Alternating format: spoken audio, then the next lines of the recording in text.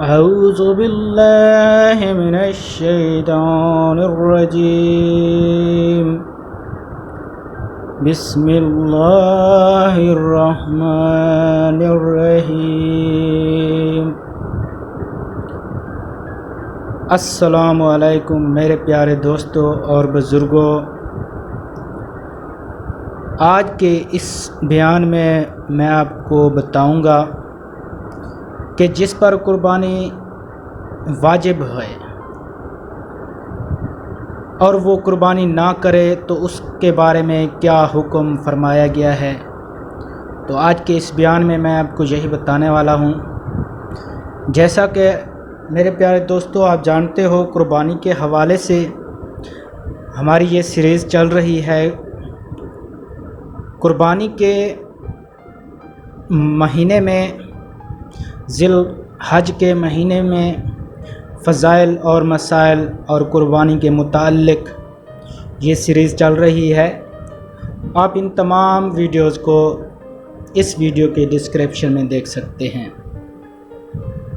اور آپ لوگ ہمارے اس اسلامی چینل کا حصہ بنیں تاکہ آپ کو ہر آنے والی ویڈیوز جلد سے جلد ملتی رہیں۔ تو آج کا ہمارا بیان ہے جس پر قربانی واجب ہو جائے، واجب ہو تو اس کے لیے کیا فرمایا گیا ہے، میں آپ کو حدیث کی روشنی میں بتاؤں گا۔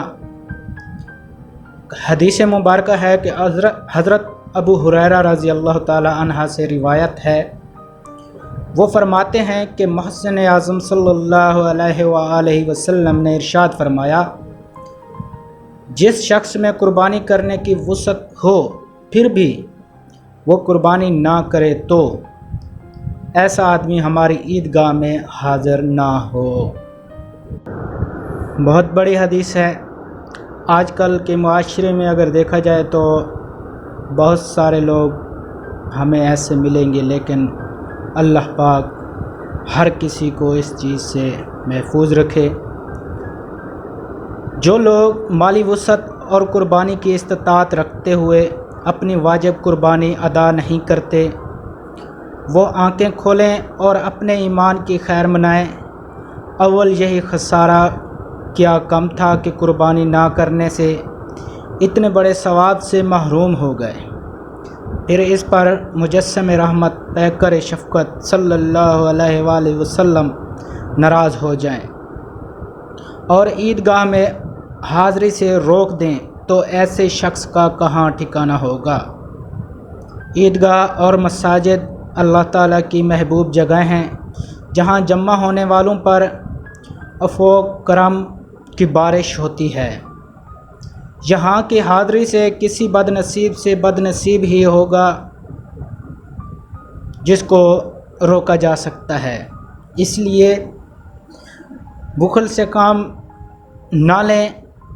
جس نے یہ مال دیا ہے، یہ حکم بھی اسی کا دیا ہوا ہے، اس کی تعمیل کریں، اس میں سلامتی ہے۔ ایک ضروری مسئلہ آپ کے ساتھ شیئر کرتا چلوں۔ بعض جگہ دکھایا جاتا ہے کہ باپ بھی کماتا ہے، اس کے 4-5 لڑکے ہیں، وہ بھی اپنا الگ الگ کماتے ہیں، ماں اور سب دلہنوں کی ملکیت میں سونے چاندی کا زیور بھی ہوتا ہے، لیکن بقر عید کی قربانی صرف ایک ہوتی ہے۔ جملہ اہل خانہ یہ سمجھتے ہیں کہ ہم سب کی طرف سے یہ واجب ادا ہو گیا۔ یہ سخت ناسمجھی اور مغالطے کی بات ہے۔ یاد رکھیں، قربانی واجب ہونے کے لیے گھر کے ہر فرد کی علیحدہ علیحدہ ملکیت دیکھی جائے گی، اور جس کی ملکیت میں کم از کم 52.5 تولہ چاندی یا اس کی قیمت ہو یا مختلف سونے چاندی کا زیور ہو مگر مجموعی مالیت 52.5 تولہ چاندی کی قیمت کے مساوی ہو، یا اس قدر چاندی کی قیمت کا مال تجارت ہو، یا اتنی مالیت کا فاضل سامان پڑا ہوا ہو، تو اس پر بقر عید کے دن قربانی واجب ہوگی۔ چنانچہ اگر اتنا زیور یا روپیہ یا فالتو ساز و سامان ماں باپ تمام لڑکوں اور ان کی بیویوں کی ملکیت میں ہو تو ان سب پر ایک ایک قربانی واجب ہوگی، اور اگر سب کی ملکیت میں اتنا مال نہ ہو تو جس کی ملکیت میں ہوگا اس پر قربانی واجب ہوگی۔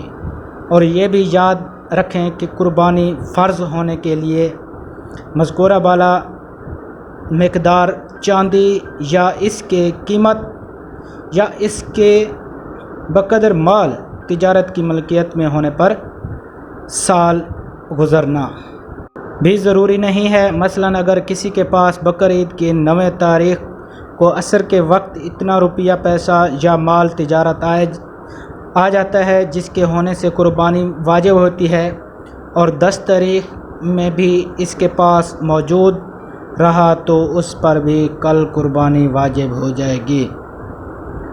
اللہ تعالی ہم سب کو ان سب اعمال پر عمل کرنے کی توفیق عطا فرمائے۔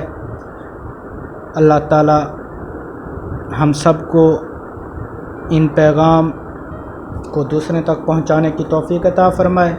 اللہ تعالی آپ کا حامی و ناصر ہو۔ اللہ حافظ۔